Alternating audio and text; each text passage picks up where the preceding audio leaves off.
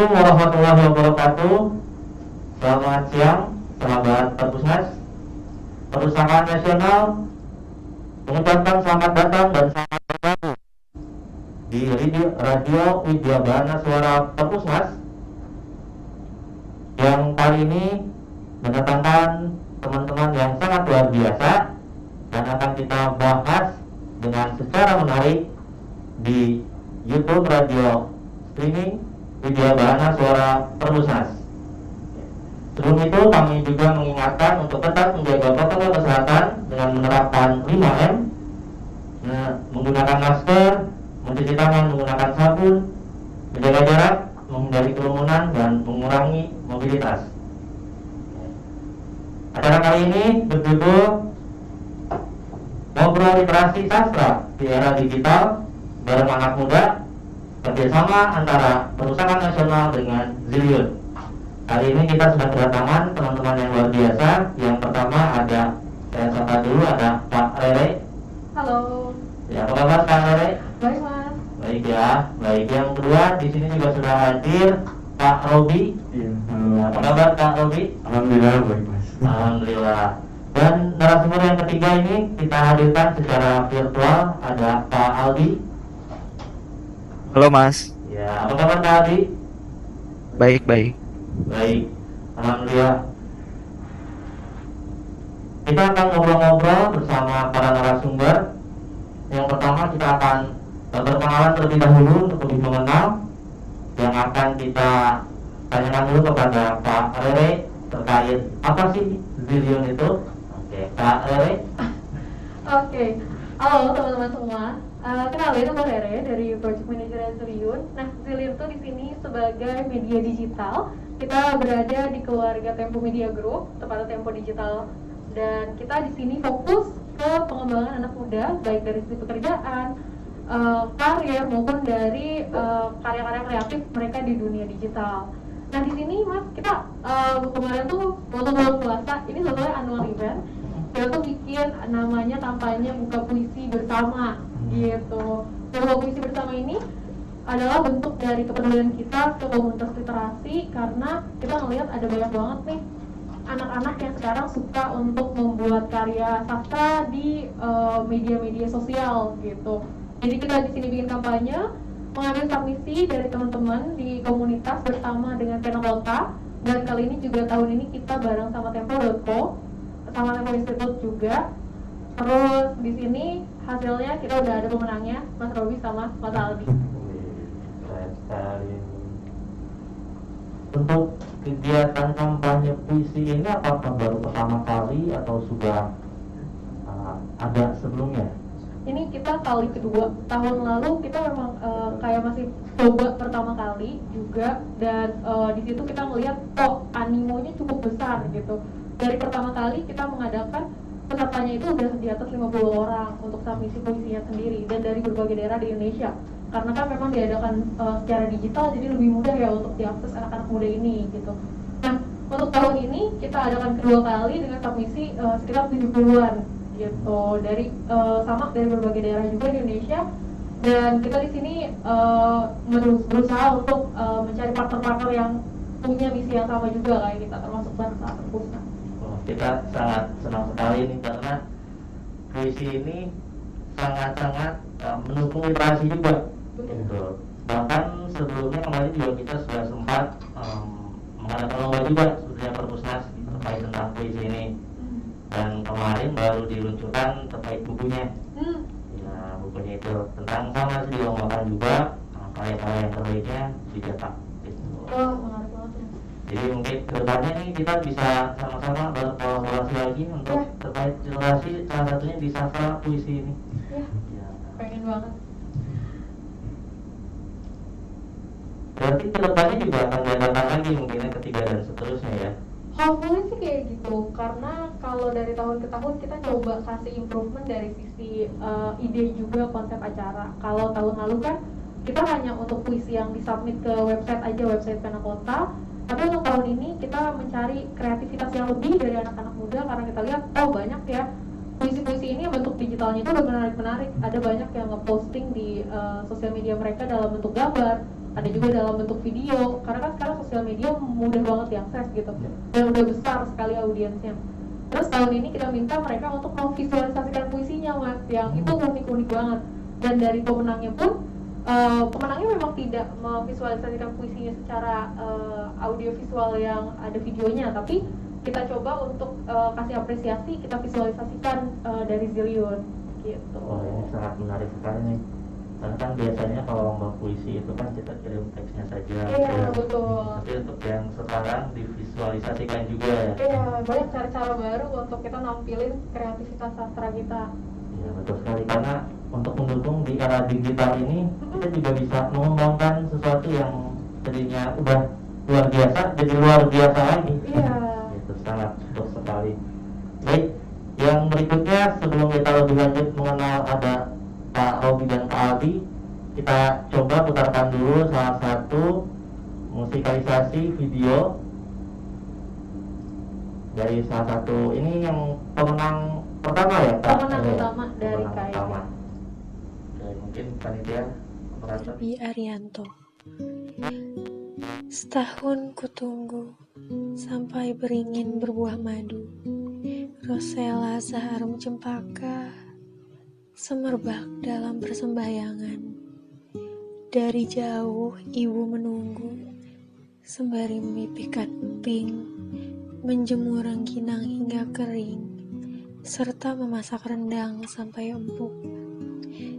Membendung kangen yang menjelma mendung, sua tertangguh kondisi labil, tak berirama, menjelma tangis dalam takbir hari raya. Kapan pulang, Nak? Lumajang, 5 Mei 2021.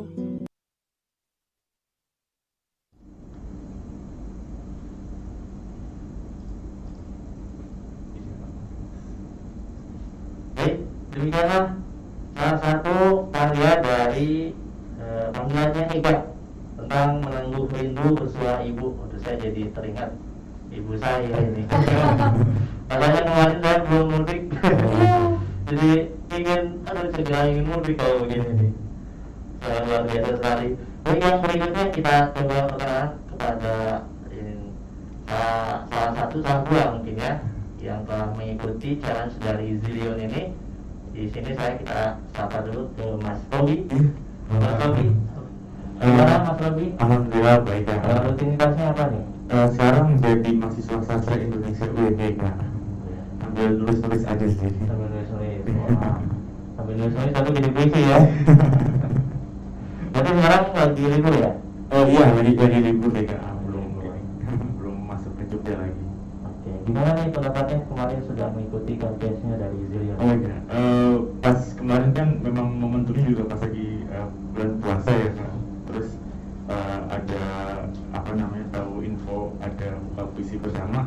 Tertantang banget sih, tertantang banget karena temanya pertama itu bebas ya. Terus hanya 50 kata gitu. Jadi para penulis puisi atau penyair akhirnya memutar otak bagaimana caranya menyampaikan puisinya hanya dalam 50 kata aja gitu kan. Jadi ada tema pandemi, temanya pandemi gitu dan kalau nggak salah. Jadi kita semakin tertantang gitu Pak, apalagi kan lagi masa pandemi juga. Jadi tuangkan ke dalam bentuk puisi ya? Dalam bentuk puisi kan. Sebelumnya memang suka ini puisi. Suka nulis puisi, cerpen, hasil drama gitu. Jadi kesempatan ini ada tulisnya langsung diikuti ya. Yang berikutnya kita sapa juga Mas Aldi. Halo Mas. Mas Aldi, bagaimana rutinitas sekarang Mas Aldi?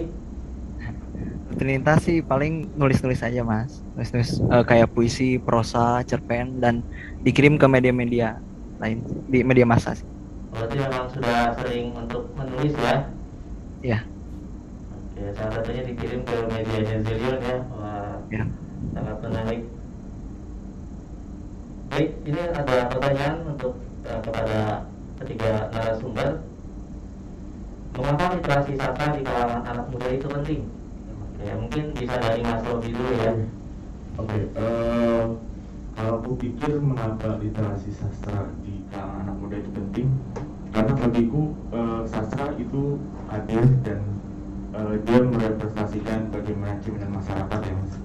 Jadi ketika seseorang menulis atau membaca sastra, bagiku ia sedang menangkap ya, dia sedang menangkap fenomena, ia sedang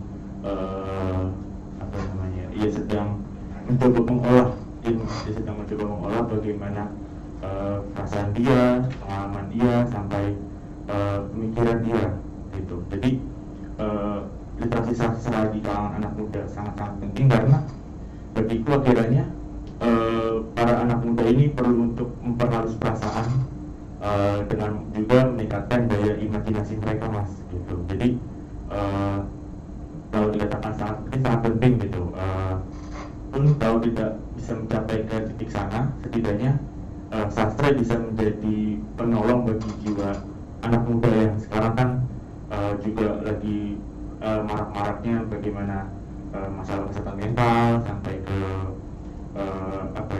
ke quarter life crisis juga gitu kan Mas. Jadi setidaknya bagiku sastra bisa menjadi penolong bagi orang yang ingin cintainya gitu Mas. Sangat luar biasa ini. Bagaimana kita menanggapi fenomena yang terjadi, tapi disampaikan melalui sastra sehingga dapat menyentuh dari kejiwaannya juga ya. Untuk dari Mas Aldi sendiri gimana Mas Aldi pendapatnya nih? Kalau menurut saya Mas, anak muda cukup penting. karena bagi saya sastra ini ciri peradaban yang maju Mas. Maksudnya dari jumlah kosakata yang banyak itu menjadi ciri peradaban yang maju, kebudayaan yang maju. Dan sastra ini juga bisa menjadi semacam wadah untuk menuangkan ya keresahan dan mengekspos hal-hal yang tidak bisa dilakukan oleh yang non sastra. Jadi mengekspos alam bawah sadar untuk mengurangi mental illness dan lain sebagainya. Dan itu saya rasa sangat penting. Wah, ini coba respon kita ya menjaga agar terhindar dari mental illness juga. Wah, ini pendapat yang sangat menarik nih.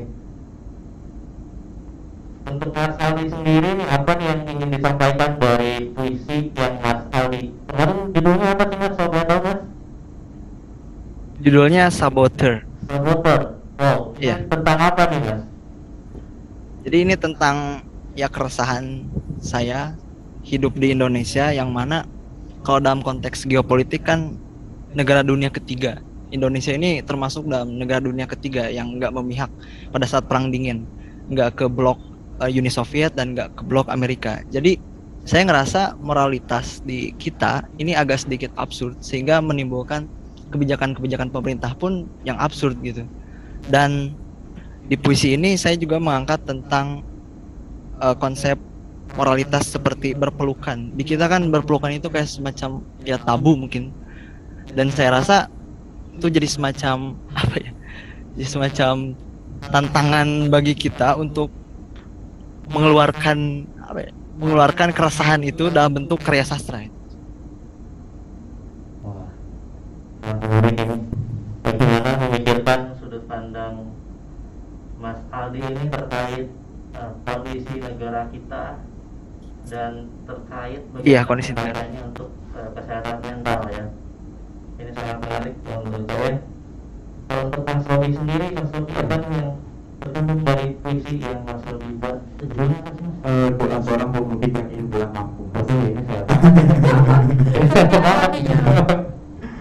Iya, saya pas buat puisi itu sebenarnya melihat bagaimana fenomena kemarin gitu, masih orang-orang ingin pulang kampung gitu kan, masih pemudik-pemudik ingin pulang kampung, tapi terhalang gitu kan, ada COVID, ada berbagai kebijakan dan sebagainya gitu Mas. Tapi di dalam puisi ini saya menggambarkan lebih ke arah seorang hamba yang ingin bertemu dengan Tuhannya gitu Mas. Jadi di puisi itu saya menggambarkan, ya saya mencoba untuk meramu dua fenomena itu Mas, itu fenomena yang ketika pandemi kan kata tadi pas awal-awal tahun kemarin gitu Mas, 2020 orang-orang tidak bisa beribadah secara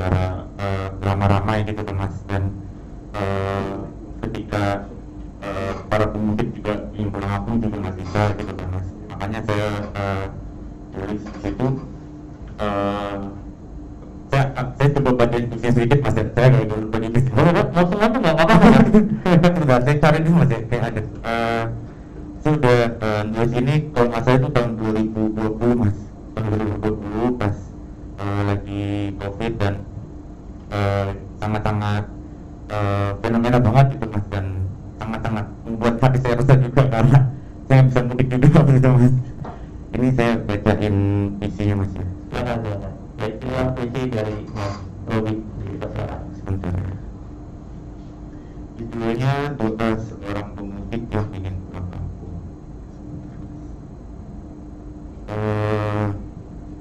Oke. Bentar ya Mas. Mas kenapa?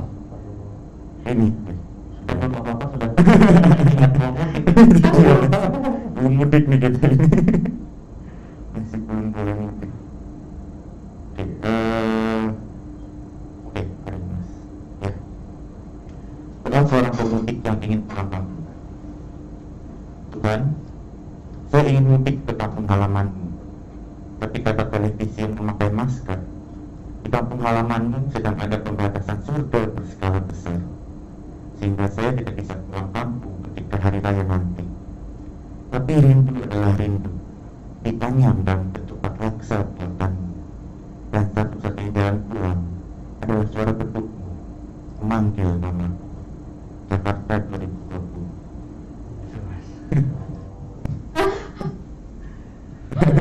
Jadi selain teringat untuk mudik ke kampung, ini jadi teringat untuk mungkin nanti bertemu dengan Tuhan. Sudah banget, kita jadi benar-benar ingin cepat-cepat mudik ya. Kalau mudik Parere kemarin mudik Parere.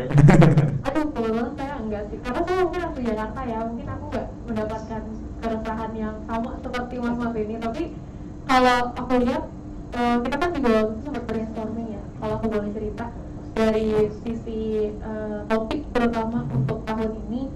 Dan sebetulnya sedih sih kalau kita ingat topik tahun ini masih pandemi, tahun lalu juga pandemi. Karena apa yang kita pikirkan mungkin 2021 akan jadi lebih baik lagi, tapi kan ternyata tidak demikian gitu. Dan semakin lama kita berada di dalam pandemi, mungkin kalau yang aku sadari adalah sosial media itu semakin aktif, cuma nggak menunjukkan semuanya. Kita masih terisolir masing-masing gitu. Terutama dengan yang tadi juga dibacain sama Mas Robi ya, kita ada pembatasan sosial, kita juga mau ketemu siapa-siapa susah, atau apalagi yang mau pulang kampung gitu kan. Ada cerita-cerita yang kita pendam sendiri gitu, ada hal yang pengen kita keluarin, tapi kalau di sosial media apakah nggak terlalu terekspos gitu. Mungkin ada yang berpikir seperti itu, tapi kan mungkin antara Mas Aldi ataupun Mas Robi juga kan pasti punya keresahan masing-masing yang ingin ditumpahkan gitu. Akhirnya kita coba cari topik yang general tapi mungkin bisa merangkul semua orang, yaitu hari-hari di masa pandemi gitu. Dari itu Zelion mengadakan campaign puisinya nih. Iya betul. Kalau kita semua bisa mengaktualisasikan perasaan kita sendiri di masa pandemi ini ya. Karena jangan sampai masa pandemi ini mengurangi produktivitas kita untuk usaha ya. Betul. Dan sebenarnya Perpusnas juga di masa pandemi ini kita berusaha untuk tetap melayani. Kita berusaha untuk buka dengan menggunakan protokol kesehatan yang cukup ketat juga. Dan selain kegiatan-kegiatan onsite yang meskipun terbatas, kita tetap berusaha untuk melayani. Nanti sahabat Perpusnas atau Pak Robi, Pak Aldi juga dan saya juga bisa menggunakan layanan-layanan digital kita, karena ada banyak sekali, ada Ibu Gratis, ada Ibu Pusnas. Terus kalau untuk Mas Robi juga bisa menggunakan aplikasi resources, di sana tersedia jurnal-jurnal yang bisa diakses secara online. Terus kalau seandainya Mas Aldi di sana ingin ada yang ditanyakan terkait seputar apapun penelusuran data, itu ada namanya layanan live chat. Di sana nanti bisa tanya-tanya terkait data-data apapun itu, mau nyari jurnal susah bisa dibantu di sana, atau mau nanya tentang koleksi-koleksi di sini bisa ditanya di sana. Mau mungkin Kak Rere juga mau bertanya terkait kerjasamanya bagaimana, kegiatan-kegiatan apa, bisa di live chat juga. Di sana bebas sebetulnya sih, tapi kita lebih ke penelusuran informasi kalau bisa. Meskipun kita tidak bisa membatasi karena ada cerita-cerita yang cukup menarik juga. Terkadang ada yang menanyakan terkait tugasnya. Oh iya. Jadi ya, tapi tetap kita bantu dengan cara-cara pusakawan yang menarik gitu. Bagaimana tetap memberikan informasi, namun tetap membantu juga untuk literasi informasinya. Itu adalah layanan live chat. Dan kita sangat senang sekali di sini kedatangan teman-teman. Salah satunya Zillion juga yang mau bekerja sama dengan kita. Kita sangat mendukung sekali. Apalagi dengan adanya homepage puisi ini sangat luar biasa. Untuk dari Pak Heri sendiri nih, bagaimana nih? Kenapa literasi sastra itu penting nih? Mungkin tadi juga sempat udah dikasih tahu sama Kak Robi ataupun Kak Aldi. Tapi kalau aku sih ngelihatnya, aku juga dulu kuliah sastra, jadi sedikit banyak aku merasa sastra itu selain merefleksikan realita, pada satu titik dia akan menjadi catatan sejarah yang punya perspektif sendiri-sendiri tentunya. Mungkin kan realita di antara kita nggak sama ya, gitu. Ada dari kita yang mempersif mungkin kayak tadi Kak Aldi bilang, kita kan ada di Indonesia geopolitiknya demikian, sehingga hal ini aja menjadi masalah gitu, sesuatu yang membuat dia resah. Dan itu kan sebuah perspektif yang bisa kita tarik ketika nanti di depan, kita bisa melihat sedikit banyak dari pandangan orang-orang yang hidup pada zaman itu dari sastra gitu, nggak cuma dari mungkin catatan sejarah yang memang netral, tapi dari perspektif orang-orang yang mengalaminya. Dan buat aku itu penting karena sesuatu akan menjadi sesuatu yang dipelajari oleh generasi di depan, yang mana mereka kan perlu juga untuk melihat apa sih yang kita jalani di masa ini, di masa pandemi ini orang ngerasain apa gitu. Nah itu bisa dilihat dari karya-karya ini gitu. Jadi kita menuliskan sejarah melalui sastra, bukan hanya terkait peristiwa yang terjadi, tapi juga disampaikan dengan menarik lewat sastra ini.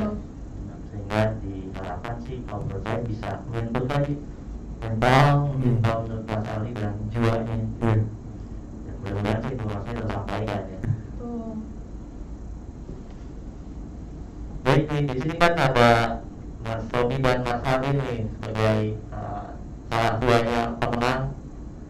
Kita ke Mas Ali dulu nih. Apa nih, bagaimana sastra dimaknai oleh Mas Ali nih? Makna sastra mungkin ada yang ingin disampaikan lagi oleh Mas Ali? Bagi saya dunia ini ibarat hutan yang gelap, dan saya memaknai sastra itu kayak senter, Mas. Jadi untuk mengekspos hal-hal yang mungkin di non sastra, mungkin di ilmu-ilmu pengetahuan lain itu tuh kayak semacam tabu, gelap, surreal, suram. Tapi di sastra itu tidak tabu, dan mungkin untuk sarana kritik juga, Mas. Jadi pakai kritik-kritik yang sifatnya implisit, tersirat, ya begitu. Sangat luar biasa nih.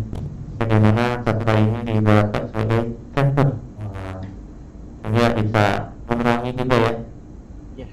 Menarik nih, bagaimana nih sastra jadi center. Seperti buku juga nih, buku kan sebagai kayak kehidupan juga ya.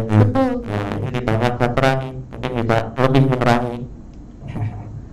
Ya tadi kalau kata tadi dia implisit, terkadang kan kita kalau zaman sekarang ini ada di era digital, kadang update satu-satu ada yang sedikit tersinggung.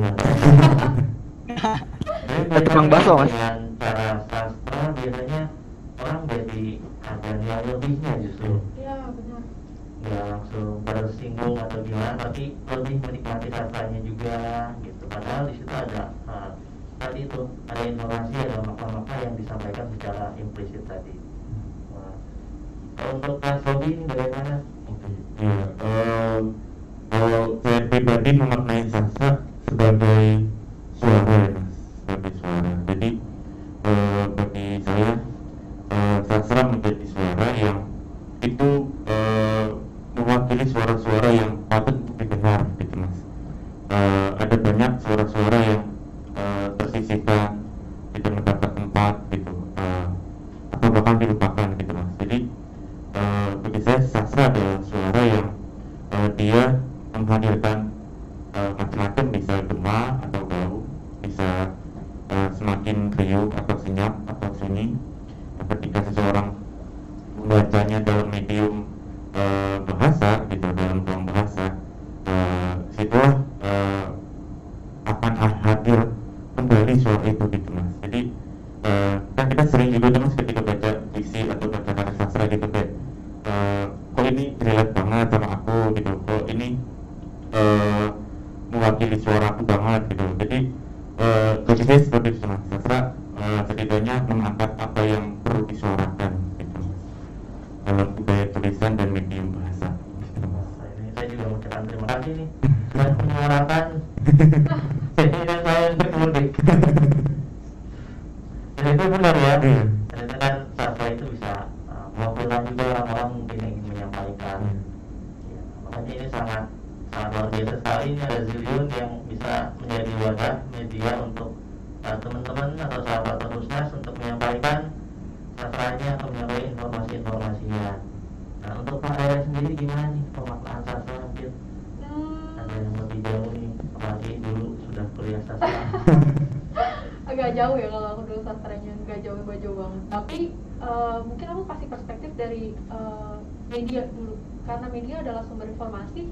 Sebetulnya kalau orang merasa kayak dari media ke arah sastra, kan sebetulnya dari ranah yang berbeda ya. Tapi sebetulnya sama seperti media, sastra pun adalah media pembelajaran, media informasi gitu. Dan karena value itu adalah sesuatu yang mungkin dari setiap orang beda-beda gitu kan.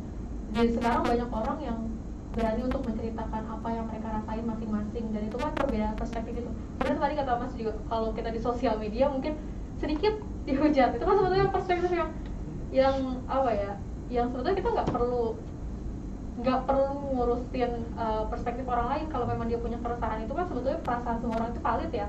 Dan kita melihat sastra sebagai medium yang cocok untuk memasukkan keresahan-keresahan itu sebagai sesuatu yang berterima di masyarakat gitu. Dan lagi pula kalau memang sekarang itu sebagai media kita ada banyak banget informasi gitu ya, mungkin informasi itu kan kalau kita nelayan informasi mentah-mentah itu kan kadang kita pusing, kadang kita mungkin gak relate, emang apa hubungannya penembakan di US dengan kita gitu.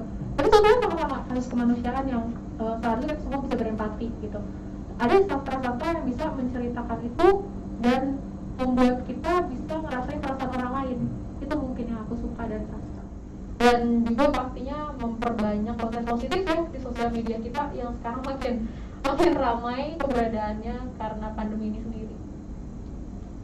Agar sastra itu mudah diterima juga di masyarakat ya. Betul. Sangat. Dan memang di era media sosial ini, kalau menurut saya sih, kalau seandainya kita tidak mengisi dengan kebaikan, ya malah banyak terisi oleh kurang baik. Makanya perlu peran penting juga nih dari kita semua nih untuk terus menambah konten-konten yang positif nih. Salah satunya seperti challenge campaign puisi ini yang dilaksanakan oleh Zillion. Untuk Pak Aldi sendiri, Pak Aldi, kalau boleh tahu Pak Aldi domisili di mana Pak Aldi? Saya domisili di Bogor, Mas. Oh, di Bogor. Kalau di Bogor sudah pernah ke Perpusnas Pak Aldi? Kebetulan belum. Oh, belum pernah. Wah, mungkin nanti bisa main-main ke Perpustakaan Nasional. Kita buka dengan menerapkan protokol kesehatan. Di sini banyak fasilitasnya, bisa digunakan secara gratis. Maupun belum sempat, bisa menggunakan fasilitas lainnya. Ada ibu saji, ada website saji. Bahkan di sini juga tersedia naskah-naskah kuno. Ada surat kabar langka yang dari lama itu masih ada sampai sekarang. Kita rawat, ada buku-buku langka, kita rawat juga. Itu bisa dilihat di Perpustakaan Nasional. Dan kalaupun belum sempat ke sini, kita juga menyediakan online-nya.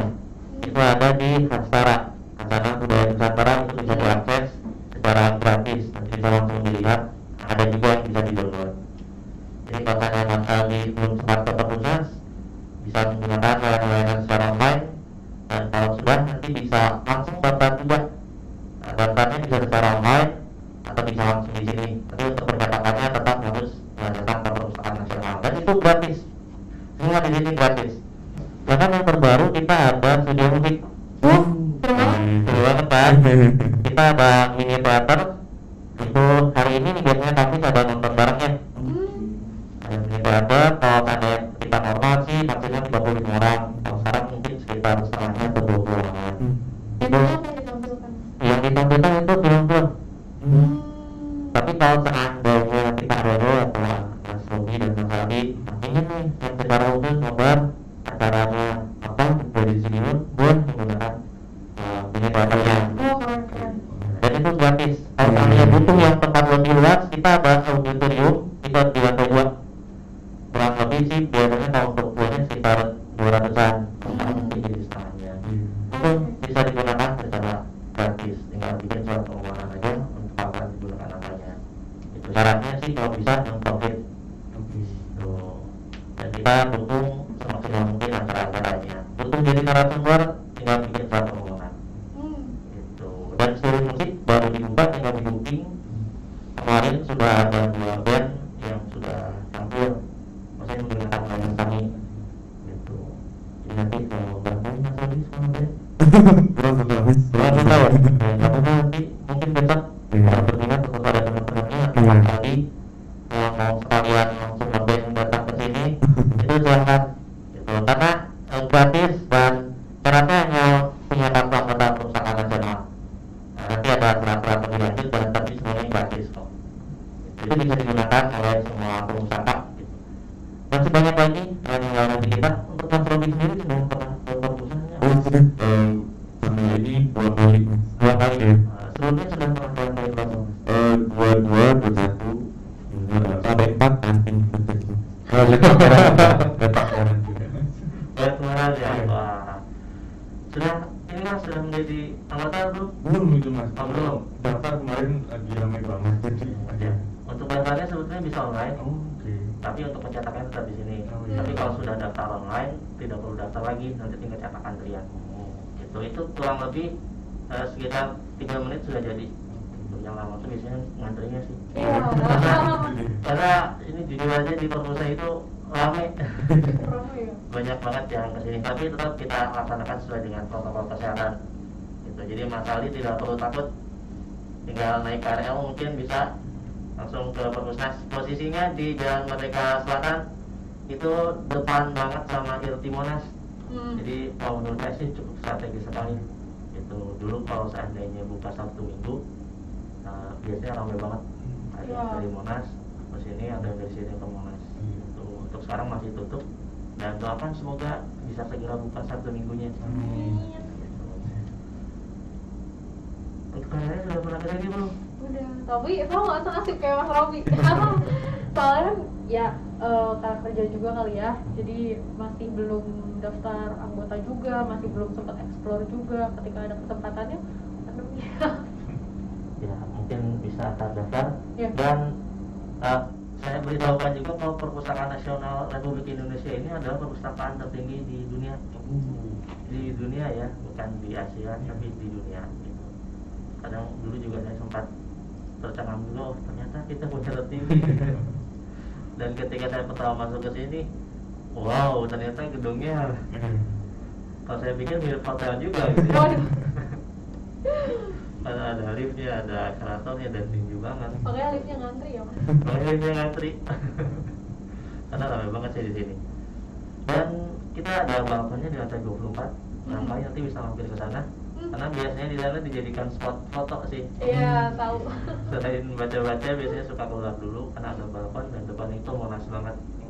Gitu. Jadi kelihatan Monasnya ada di atas. Gitu. Jadi kalau udah lihat Monas kita udah sering banget nih.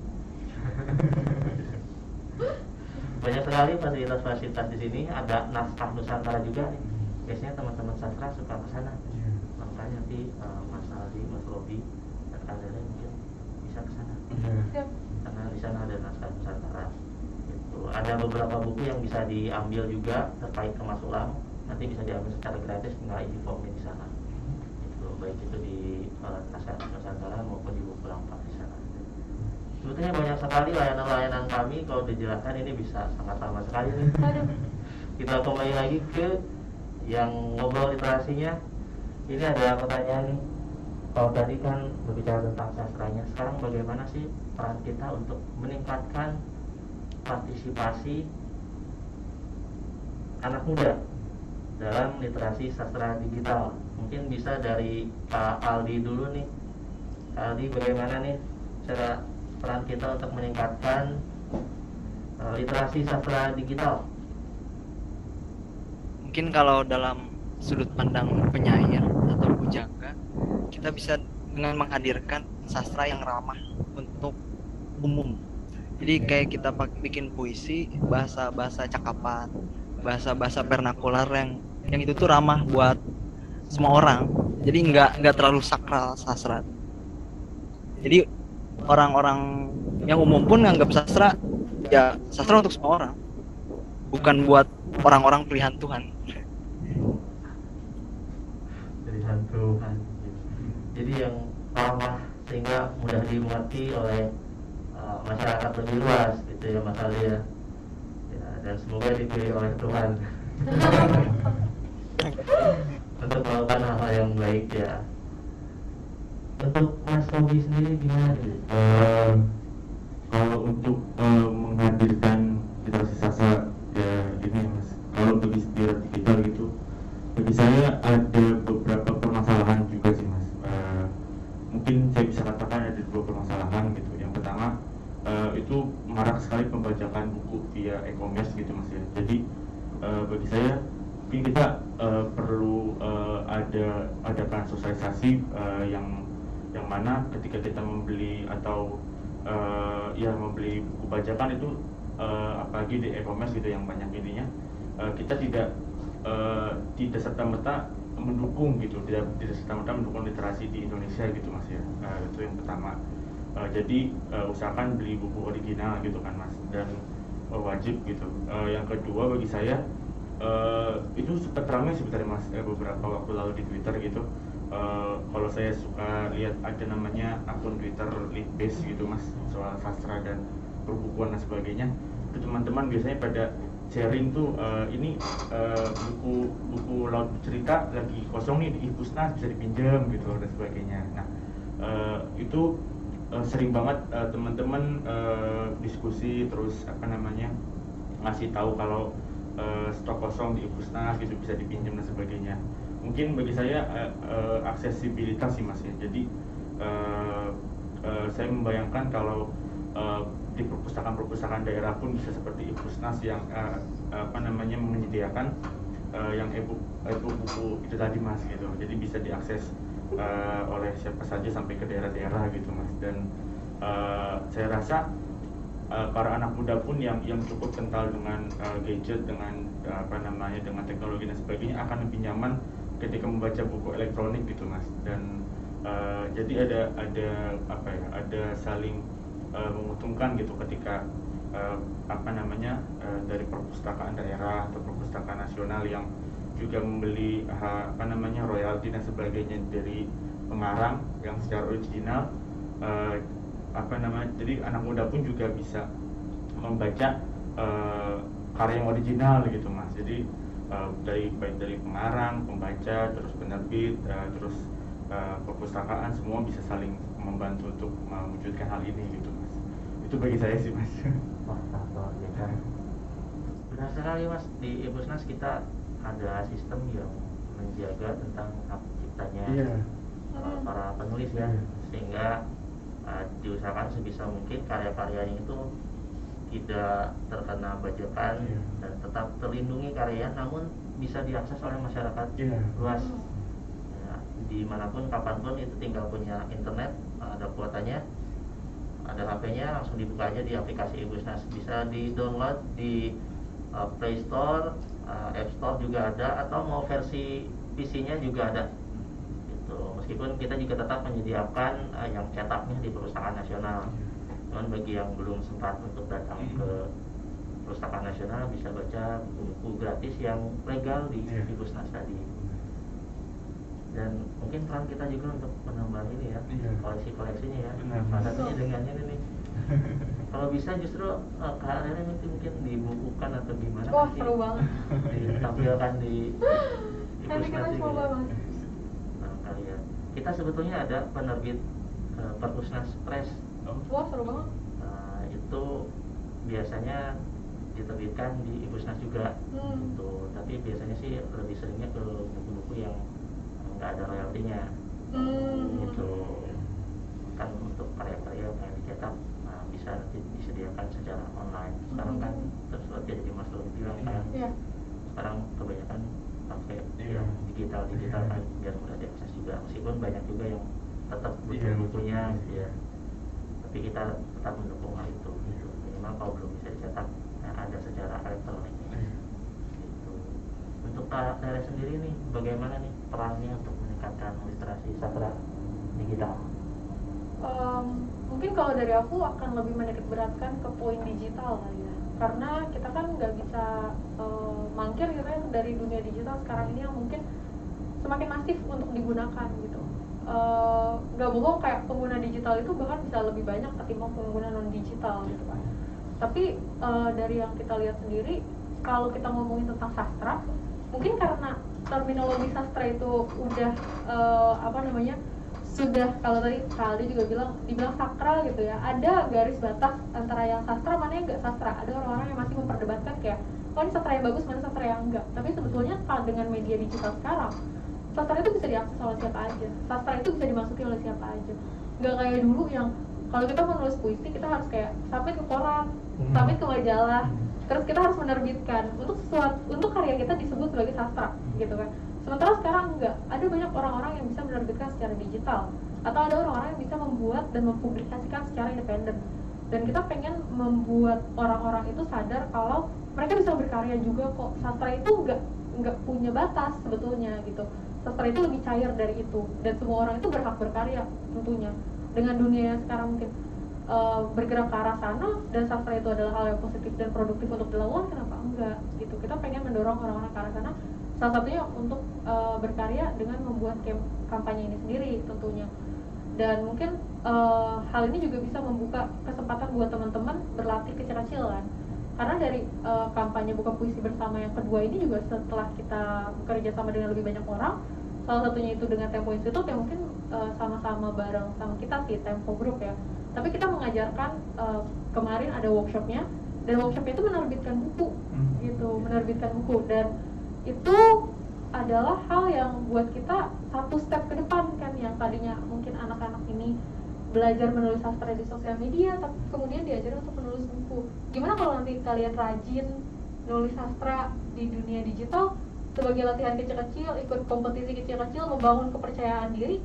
Gimana suatu hari kalau misalnya kalian pengen mengambil langkah yang lebih jauh, punya buku sendiri. Kayak kalau kan juga mulai mencoba untuk bikin buku sendiri, dan itu yang pengen kita dukung kan. Sangat menarik nih. Bahkan terkadang ada juga penulis yang menurut saya yang dia upload dulu di media sosialnya, ketika sudah banyak dia kompilasi jadi satu buku. Iya. Gitu juga ya. Makanya ini sangat menarik sekali nih dari Karelin, dari Zillion untuk mengadakan campaign seperti ini, yang nanti ya akhirnya kan tadi itu sebagai sejarah peradaban kita juga kan. Dari buku itu, dan memang media sosial ini kan yang dulunya kesulitan tadi ya Karelin ya, untuk harus di koran, karena kemajuannya juga agak lama gimana kan. Sekarang media sosial jadi lebih mudah diakses juga kan. Betul. Lebih luas lah gitu. Baik, sebenarnya banyak sekali yang bisa kita bicarakan nih terkait perpustakaan nasional, literasi, dan digital. Kita pun selalu lebih berusaha lagi untuk menyediakan konten-konten digital nih. Ada YouTube-nya Perpusnas, media sosialnya juga ada, IG, Twitter, Facebook. Nanti informasi kegiatan bisa dilihat di sana juga. Barangkali mau kolaborasi bisa ke Perpustakaan Nasional juga. Kita juga banyak sarana-sarana yang bisa sahabat Perpusnas manfaatkan. Salah satunya kalau saya mau berdiskusi, kita juga ada ruang diskusinya di sini. Tuh, yang ruang kerjaan ada yang kurang lebih dari 4 sampai 12 orang. Itu bisa diakses secara gratis. Itu ada beberapa tempat yang menyediakan. Dan bagi yang berdomisili di Jakarta atau KTP-nya Jakarta, sudah bisa meminjam koleksi di Perpustakaan Nasional yang tercetaknya. Itu ada di lantai 21, 22. Nih Kak Aldi barangkali mau meminjam bukunya nih, karena untuk yang sekitar Jabodetabek itu masih bisa untuk meminjam secara gratis, tapi daftar dulu kali, nanti kita daftar secara online saja, gratis kok. Ya pas. Gitu, nanti tinggal meminjam bukunya, bisa pilih-pilih di lantai 21, 22, atau mau melihat koleksinya dulu itu bisa diakses di opak.perpusnas.go.id, nanti ada koleksi-koleksi mana saja yang bisa dipinjam. Itu sudah banyak yang menggunakan layanan kami juga, karena kan masa pandemi pengen baca buku di rumah. Betul. Nah, bisa dibawa bukunya, dan kalaupun memang belum sempat untuk kesini bisa yang tadi pakai e-Pusnas itu. Gitu. Banyak sekali layanan kami, cuman kita mungkin ingin meminta pendapatnya nih, mungkin ada yang ingin disampaikan nih sebelum kita mengakhiri acara dari Kak Ali, kalau tidak Kak Dere dulu, terkait tentang literasi atau tentang Perpusnas, dan mungkin harapan-harapan kedepannya ingin seperti apa, bisa disampaikan. Mungkin yang pertama dari Kak Aldi dulu. Kalau dari saya mungkin sih perihal pembajakan itu yang tadi sudah diutarakan oleh Mas Robi. Jadi saya agak miris, sangat miris melihat pembajakan di mana-mana. Ditambah ya royalti penulis dari buku itu ya gak seberapa, ditambah pembajakan itu. Mungkin saya berharap kedepannya ada semacam kebijakan atau lembaga yang benar-benar menjamin keamanan, kenyamanan, dan kesejahteraan penulis demi memajukan sastra di Indonesia. Sekian. Terima kasih Kak Aldi. Jadi mengingatkan kita untuk sama-sama ya, semoga bukan hanya dari pemerintah juga, tapi kita juga harus bisa mengingatkan juga ya. Betul. Kadang ada juga yang sempat posting di ininya apa, di status WA atau status IG, kalau mau buku ini secara gratis.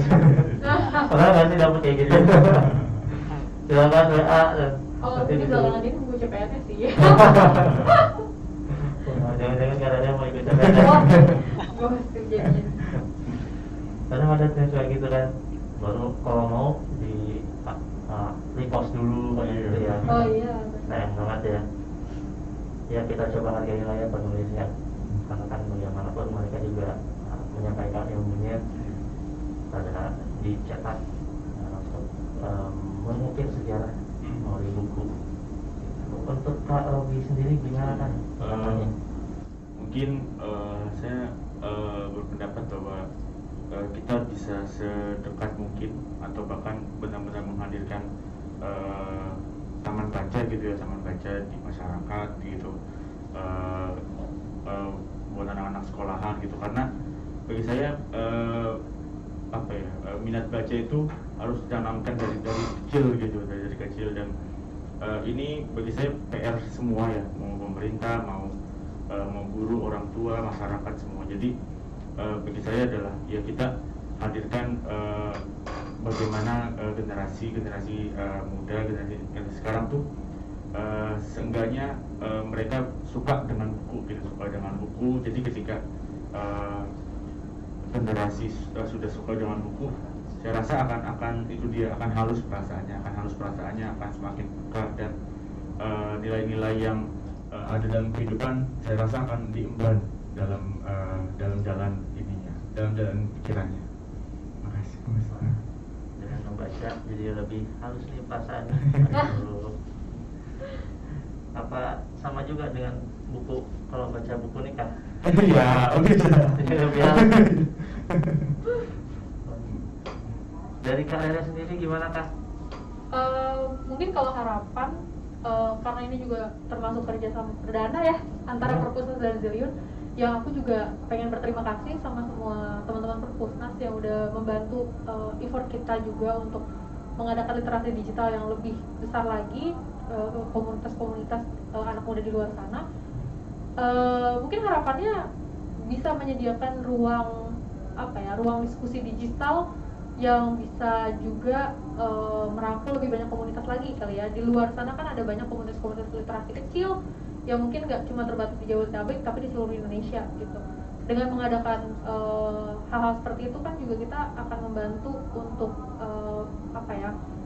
untuk merangkul orang-orang ini supaya mereka juga bukan cuma sebagai penikmat sastra tapi juga bisa menjadi penciptanya juga gitu. Dan mungkin nanti bibit-bibit penulis kedepannya gitu yang bisa kita hasilkan dari sini, dari ke acara-acara kreatif yang lain di masa depan.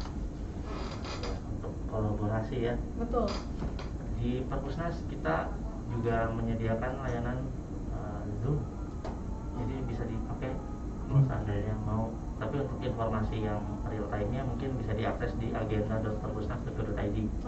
Kalau sebelumnya akun Zoom yang 1000, ada yang 500, ada yang beberapa, itu bisa dipinjam digunakan kegiatan komunitas-komunitas.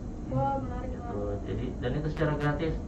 Karena kan kebayang kalau ada komunitas yang belum besar, perlu, sekarang kan zamannya udah virtual ya, Betul. perlu akun-akun untuk mengadakan kegiatan. Nah, Perpusnas menyediakan layanan tersebut yang bisa diakses secara gratis. Nih barangkali nanti dari Zillion mau mengadakan kegiatan apa, bisa nanti kolaborasi lagi dengan Perpusnas, atau dari Mas Robi dan Mas Aldi nih mau mengadakan kegiatan. Kami tunggu nih kegiatan-kegiatannya apapun itu. Atau barangkali nanti kita mau sharing-sharing lagi, nanti bisa tampil di PBS-nya Perpusnas. Wah, sering-sering main. Sering nih. Baiklah, mungkin waktu sudah tak terasa nih. Waduh. Di sini sudah azan juga nih. Terima kasih nih untuk Pak Rene nih dari Zillion atas kerjasamanya, Pak Robin yang sudah hadir, dan Pak Aldi nih yang secara virtual sudah menyempatkan. Pak Aldi, terima kasih. Ya, semoga kita selalu diberikan kesehatan dan kebaikan setiap apa yang kita lakukan. Terima kasih kepada tim yang sudah hadir di sini dan membantu kelancaran acara, dan teman-teman yang lainnya. Semoga kita bisa berkolaborasi dengan lebih baik lagi dan terus berkolaborasi untuk meningkatkan literasi, baik itu secara umum maupun dari sastranya, baik itu secara biasa maupun dari jaringan digitalnya. Kita juga tunggu konten-konten yang lainnya dari Mas Ali dan Mas Robi. Baik itu lewat Zillion atau mungkin ke Perpusnas juga boleh. Nanti kita sama-sama untuk terus meningkatkan dan menambah konten-konten yang baik di media sosial, dan mudah-mudahan bisa menjadi sebuah karya bukunya. Amin. Secepat mungkin nih, kita berdoa saja. Terima kasih, itu dari saya. Mau kurang lebihnya mohon maaf, dan saksikan terus, ikuti terus media sosial Perpustakaan Nasional Republik Indonesia, salah satunya di Widya Bana Suara Perpusnas Radio Streaming Perpustakaan Nasional. Terima kasih. Wassalamualaikum warahmatullahi wabarakatuh. Boleh kita salam literasi dulu. Salam literasi.